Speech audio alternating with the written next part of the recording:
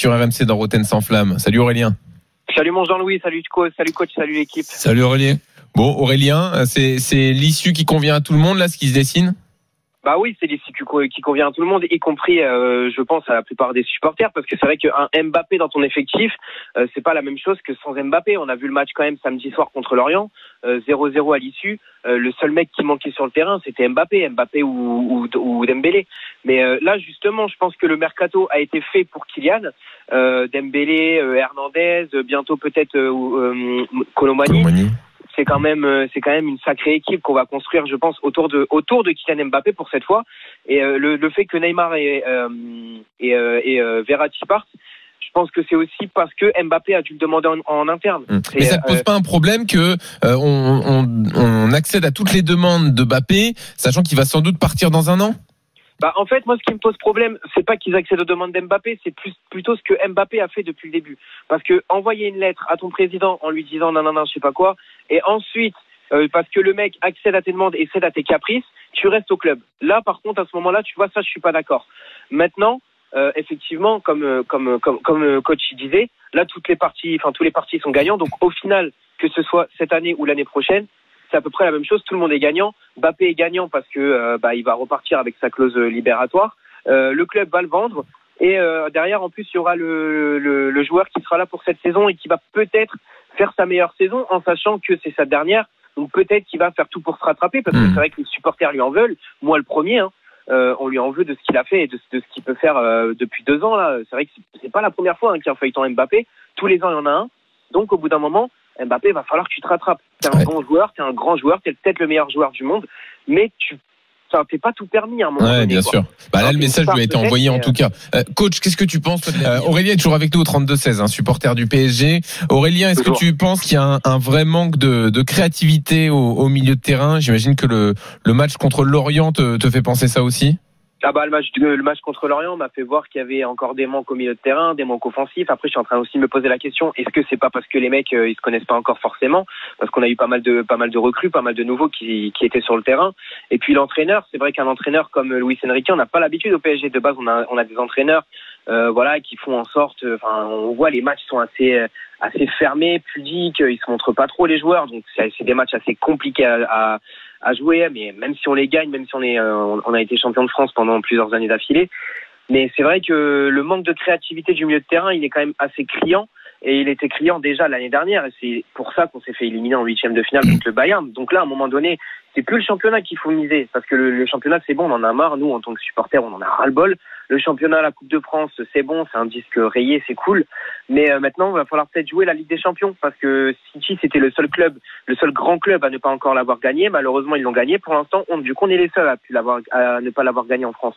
Donc là, il va peut-être falloir qu'on se bouge le popotin et qu'on se dise, cette année, peut-être qu'il faudrait jouer un peu mieux la Ligue des Champions.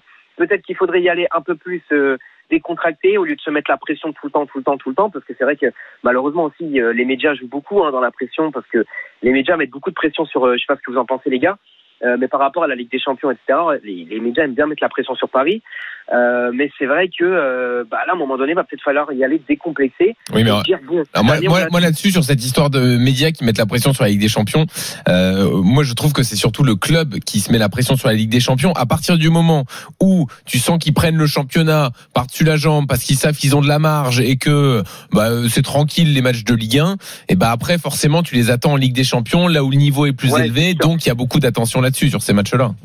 Ouais, mais après c'est ça le problème avec Paris aussi, c'est que malheureusement la Ligue 1 elle est très basse au niveau, je parle en termes de niveau, en termes de niveau de jeu, la Ligue 1 est très faible. Et c'est vrai que du coup, on parle de la Ligue 1 comme figurant des 5 grands championnats, mais pour moi c'est faux. La Ligue 1 fait pas partie des 5 grands championnats dans le sens où... et ça handicape Paris, tu penses ? Bien sûr, évidemment que ça handicape les joueurs. Ça handicape Paris, ça handicape les joueurs. Regarde, je vais te prendre les exemples tout bêtes. Messi, Neymar. Alors certes, Neymar n'a pas été très bon au Paris Saint-Germain et Messi non plus. Mais pourquoi ils n'ont pas été très bons en Ligue des Champions? Parce qu'ils avaient tellement l'habitude du faible niveau de la Ligue 1 que derrière, quand ils arrivent en Ligue des Champions, et en face des autres équipes, ils bug. Ce qui paraît logique en soi. Certes, Neymar faisait beaucoup de bêtises avec son histoire de poker, etc., machin. Mais pour moi, il n'y a pas que ça qui lui a retiré tout son niveau. Neymar au Barça, c'est quand même une sacrée carrière. Neymar au Barça, c'est exceptionnel. Messi, c'est pareil. Faut pas oublier qu'en Ligue 1, il n'y a aucun joueur qui remporte le Ballon d'Or. Enfin, Aurélien, Neymar a fait des gros matchs de Ligue des Champions avec le PSG et il était en Ligue 1. Tu vois, contre Liverpool, contre le Bayern. Enfin, il en a fait aussi des grands matchs. Et il jouait en Ligue 1. Oui, il joue en Ligue 1, mais après, ça, c'est quand il en avait envie, quoi. C'est ça le problème. Oui, mais ce que je veux te dire, c'est que c'est pas le niveau de la Ligue 1 qui empêche d'être bon non plus en Ligue des Champions. Enfin, faut pas non plus exagérer. C'est peut-être un handicap à certains moments pour être dans le rythme, pour être sous pression. Mais ces grands joueurs-là, bon, s'ils ont envie de faire des grands matchs, ils font des grands matchs. Enfin, bon, voilà, c'est mon avis. Mais est-ce que vous pensez pas que justement, coach, que t'en penses d'ailleurs, à terme, il peut y avoir une perte de niveau justement, une perte de niveau à s'habituer à ce climat de match, déjà joué dès le départ, quoi. Ouais, mais ça, c'est au club de se mettre la pression, c'est aux équipes de se mettre la pression. Tu sais, j'ai pour habitude quand même depuis de longues années de regarder des fois à quoi tient un match et à quoi tient une victoire. Si par exemple on fête du côté de City la victoire contre l'Inter et que si tu veux toute une saison, tu as Haaland qui a fait un massacre et que finalement le poste qui te fait gagner ce match contre l'Inter où il y a 2 arrêts qui ressemblent à 2 miracles dans les 10 dernières minutes, tu te dis vraiment à quoi ça tient mais à pas grand chose du tout une victoire. Et si par exemple le Paris Saint-Germain aujourd'hui, il n'y avait pas eu ce but de Coman dans une finale contre le Bayern, qu'est-ce que tu veux que je te dise? On serait aujourd'hui en train de parler de quoi? Toujours de cette victoire-là. Bon, allez, on parlerait pas du niveau de la Ligue 1. Voilà, donc c'est ça que je veux dire. Absolument. Oui, Aurélien. Roland. Oui. Toi qui es un ancien entraîneur, qui est toujours entraîneur d'ailleurs, parce que tu as toujours tes diplômes, mais qu'est-ce que tu penses justement de ça, du fait que la Ligue 1 puisse être handicapante? Peut-être que c'est pas ça qui va tuer le niveau des joueurs, mais handicapante, parce que quand tu regardes la Première Ligue, c'est un championnat très physique, très très très très physique. Et l'année dernière, qui est-ce qui a gagné la Ligue des Champions? C'est une équipe de Première Ligue. Donc est-ce que tu penses que dans leur championnat déjà, ils sont pas en condition pour gagner cette Ligue des Champions, et que nous, du coup, en Ligue 1, on est moins en condition pour la gagner parce que les matchs sont moins durs. Je regarde aussi l'effectif de ces équipes-là qui veulent jouer le premier rôle. Quand tu veux jouer les premiers rôles dans le championnat anglais, il faut pas que tu aies un effectif de 12 ou 13 joueurs de très très haut niveau. Il faut qu'il y en ait au moins une vingtaine, plus après 7 à 8 joueurs qui peuvent dépanner. Donc moi je pense que il faut plutôt s'occuper du calendrier. Je te donne par exemple un exemple. Nous allons demain parler du match retour contre Panathinaikos pour Marseille.